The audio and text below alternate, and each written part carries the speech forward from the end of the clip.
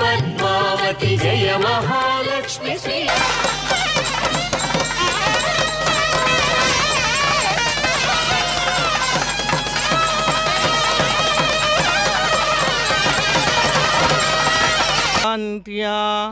ప్రత్యక్షానుశ్రవికమహిమ ప్రార్థినీనాం ప్రజానాం శ్రేయోమూర్తిం శ్రియమశరణ త్వాం శరణ్యాం ప్రపద్యే.